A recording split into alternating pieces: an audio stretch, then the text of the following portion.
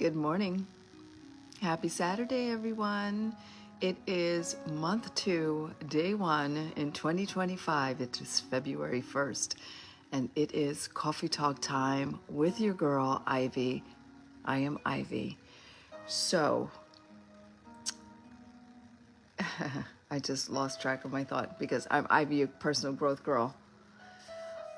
So, for the month of February, it is all about love and growth.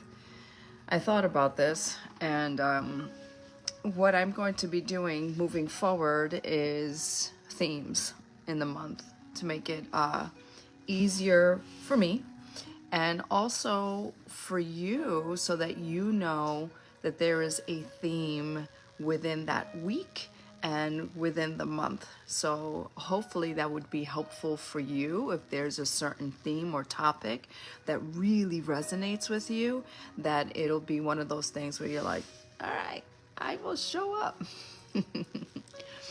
But love and growth, and it's all about strengthening the mind, the body, and the heart, really, your heart. There's so much going on in the world, and we need more of that, not just exuding that and putting it out into the world, but we need more self-love. And the thing is, self-love is one of those misconceptions. It's not about getting your nails and hair done and going to the spa and the chocolates and the flowers. That is all good, and that's an element of it. But really, self-love is about how you speak to yourself, your self-talk. It's about how you treat yourself and all these things. So I'll dive into it a little deeper, but don't want to make this too lengthy. So as I've mentioned, today is day 1st, February 1st, and the first day of the month. And I'm dubbing it Love Month. It is Love Month. It's not my thing. So what does self-love really mean? So as I've mentioned, for some people, they think self-love is just kind of like, getting the nails and the hair done and going to the spa and all the things. Like February 14th, it's Valentine's Day, so it's chocolate, it's yummy food and desserts and all the things. And that's great. And that is great. And we love that, right? But that's not what self-love really is all about. It's the standards you set for yourself and how you really allow others to treat you, as well as how you speak to yourself and how you show up for yourself and things like that. So it is an active and ongoing process. Like it is. There are times when we go through seasons of doubt. We go through seasons of just things that are going on that really bring the energy down, that really bring our sense of maybe even self-worth down, kind of thing. Good morning. Good morning. So self-love. Okay, so let's talk about that for a moment. So I have some small practical ways that might be helpful for you. So one of which, like I said, it's more about how we talk to ourselves, how we treat ourselves, that inner narrative, which I'll talk about tomorrow. But speaking to yourself like a friend. I'm guilty of this, and I'm sure many of you are, where we do something, it doesn't go right, and we're kind of kicking ourselves like, oh my God, I can't believe you did that again. You're so this, you're so that, or whatever. And it's like, would you speak that way to a friend? Like, what is wrong with you? Why did you do that? I mean, some people do. What is wrong with you? Why did you do that? You're so dumb. No. So think of self-love as speaking to yourself like a friend. Or a child, when you speak to them lovingly, or just anyone that is talking about themselves in a way that is not helpful and not fruitful and not loving towards them, and you will kind of like, no, You're doing such a great job. We need to do that for ourselves, right? So, oh, how funny. You named your inner critic Regina after the girl in Mean Girls. That's funny. I actually used to have a name for my inner critic, but I don't even recall anymore. That is funny. And that's good. That is good because when you give that inner critic, that small voice, a name, you tell it to go away. So you're like, all right, Regina, I'm not listening to you today. Not today. Not today. And every time you say that, not today. So talking to yourself, self-talk, as if you're talking to a friend, just more lovingly. We need to do that for ourselves and to ourselves. So that is an active and daily practice that you can do. So that's something for you to think of. Also, setting boundaries without guilt. Saying no, it is a good thing because remember, when you say no to one thing, you're saying yes to something else. Or when you say yes to some things, you're saying no to others. And sometimes we tend to say yes to things that we don't want either the other person to feel like you're not supportive, so we say yes, and then we spread ourselves thin, but then we can't say yes to other things that are more meaningful and more important to ourselves. So you have to, one, take a second before you respond, and no is okay. That is setting a boundary and not having guilt about it because you're saying, you know what, I'm already whatever, like I'm already spread thin, or I already have a lot of things on my plate, or I already have my priorities in place and I can't add that to my agenda right now. And it's not a bad thing. It's saying no. You're setting the boundary without any guilt because it is for you, and it also is helpful to the other person as well, because when you say no because you can't, think of it this way. If you say yes, even though you can't, now you do a disservice to yourself and to the other individual. So you do a disservice to yourself because now you're adding something to your plate that you wish that you hadn't because you really don't have time and you can't give it the energy that it deserves. And you do a disservice to the person you just said yes to, because had you said no, maybe it would have been kind of like, at the beginning, kind of like, dang, or it gives them the opportunity to look for someone and take care of that thing with someone that can actually give it the energy that it deserves, the time and the energy that it deserves. You're so funny. Boundaries. Oh, people pleasing is a big one. That is a big one. That is a topic I definitely need to talk about.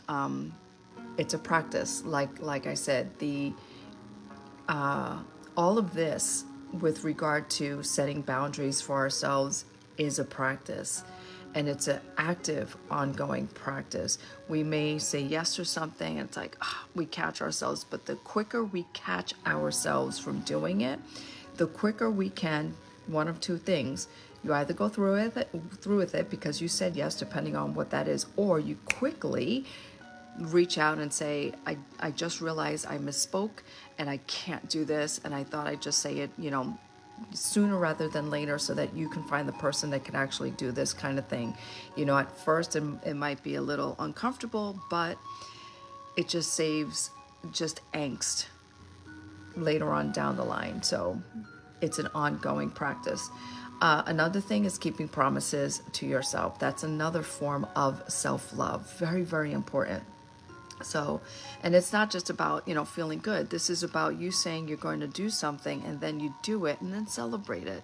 That's important to celebrate those small wins, which for me, that is an ongoing practice for me, because I, up until now, have not been good at celebrating the small wins, even recognizing, acknowledging, and then celebrating the small wins. That's important too. Good morning, Tina. That's important too, because sometimes if you just kind of, go and go and go and you accomplish one thing, it's like, okay, great, I did that. Okay, boom, the next one. Now I do this. I'm working on this project. Oh, great, I just did that. Okay, boom. And what's on the next? What's on the agenda? Next. And we don't take the time to recognize what we're doing, recognize the efforts, the just what we've accomplished, and and celebrate that. That's important. So that's part of keeping promises to yourself, is to celebrating the small wins and following through with your commitments is huge. It's huge. Because the thing is speaking it out loud to people or to a person about something that you want to do also helps you with, following through on your commitments to yourself, because now you're holding yourself accountable because you spoke it out loud. And so that's important as well. And then people, lovingly should just say, hey, didn't you say you were going to do this, this, and that? And then, you know, you can work on whether the commitment is something that you kind of fell off on, you're getting back on to doing it, or it's something that it's not in alignment anymore. But you have to recognize that, acknowledge that, and set the tone for the commitment that you set for yourself. Just like somebody, you would do it for someone else that you love. A promise is a promise, and keep your promises to someone and to yourself. And another thing is that's also part of self-love is letting go of comparison. This is a big one, especially because of social media. Most especially because of social media, but looking at others, and we conjure up this thought in our mind that they are doing so great, and their level of success is so high or big or whatever, or even outside in your community. As I look outside my window, you kind of look at the landscape of your world and your community, and you look at other people and think that they seemingly have all their together. And we all have something that we're going through. All of us, we all have something that we are going through. But, the more we speak to people, and especially as women, the more we speak to other women in a way that is just for what we're on the subject of, is love, in a loving kind of way. And just, if you're one to ask questions like how are things, and what are you doing, but in a way that's not looking to compare, just out of curiosity. And you'd be really surprised at how much we are all alike, in that we're all growing and doing things to better ourselves, doing things to better our family, and we can learn from each other. We really can learn from each other and not compare ourselves and think that someone is better than us, or us putting ourselves in a position where we think we're better than others. Like, no. I try to use comparison to show what I wanted was I try to use comparison to show what I want and what is possible. Okay. That is, if I'm getting that correctly, that is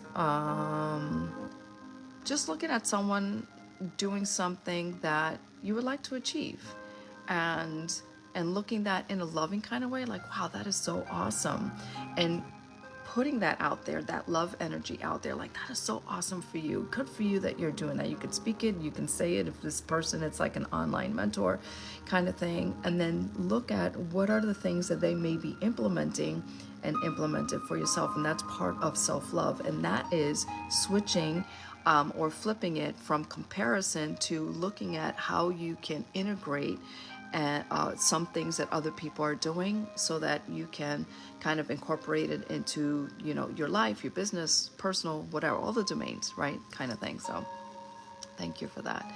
Another thing is the giving yourself grace, and allowing yourself to grow, and allowing yourself to change, and allowing yourself to pivot, and allowing yourself to change your mind. And I've talked about this before. If there's something that you are doing, and you spoke that, I don't know, for off the cuff, like, let's say you put it out there, I'm writing a book, and all of a sudden you feel like it's not in alignment anymore. It's okay that you don't speak about it anymore, or you say, I've decided to put that on hold right now. It's not in alignment with me anymore, because it's almost like you release that energy and you're giving yourself permission to pivot, and it's okay. Putting it out into the world is twofold. It's good because it kind of holds you accountable, but at the same time, you can also speak the words of, okay, I changed my mind. I'm pivoting. But you do it in a way that is loving to yourself. Like, you're acknowledging that you're allowing yourself to change, and you're growing because you're acknowledging and recognizing that maybe something is not in alignment with you anymore. And so give yourself that grace. That's also a part of self-love. Yeah. And then when we do things, if we're not sure of whatever it is, and think to yourself or ask yourself the question, is this in alignment with me? And is this loving? And am I being lovable to myself, or is this something that's loving to me, if that kind of makes any sense? Just, are you being kind to yourself? Ask yourself these questions before you impulsively react, before you say yes to something. Just, is it in alignment? Is this, would I love to do this? Like, would I love to do this? And would it serve the other person? Would it serve me, and would it serve the other person? And take a moment before you say yes to something. And again, it's okay. This is part of self-love, to say no to something as well. So that's all I have. So hopefully that was helpful, as we are in the month of February, the love month. And again, it's all about love. It's all about growth, mind, body, and heart. It's about cultivating self-trust, self-confidence, self-love, and all the things that incorporate us being true to our self, capital S. So the more you love yourself, the more you fully show up. Think about that for a moment. The more you love yourself, the more that you take care of you, that you speak kind to yourself, that you give yourself grace and allow yourself to change and pivot, and that if you say no to something, the more you give yourself grace, the more you prioritize rest and just recovery, the more you do that for you, the more you show up fully for others. I really want you to think about that. That's really important, and that's really powerful. The more you take care of you, the more you show up fully for others. So with that, my friends, is day 1 of February 1, all about love and self-love. And again, it's a misconstrued concept, in that self-love is just about, all the exterior things, getting the hair done, the nails done, going out for dinner, the chocolate, the flowers, all great. That's all part of it. That's all part of helping you feel good. But when you take care of yourself, when you take care of you, the self-love, you show up in ways that you will surprise yourself, because you show up fully, more you, more authentically. And when you recognize that and you notice that about you, that's a shift. That's a next level you that I want you to realize. And it's really, really important. So with that, my friends, that is my topic for Coffee Talk Time today, February 1st, all about love and growth. And if you are more in tune with this energy of love, that is going to be the theme the entire month. So stay tuned. Tomorrow I'm going to be talking about the inner critic, the inner narrative, and ways to reframe and rewrite those things that we may say to ourselves that are not helpful and loving to ourselves. So, cheers to you, my friends. And if no one has told you lately, you are amazing. Yes, you are. You're amazing. Peace out, my friends. See you tomorrow.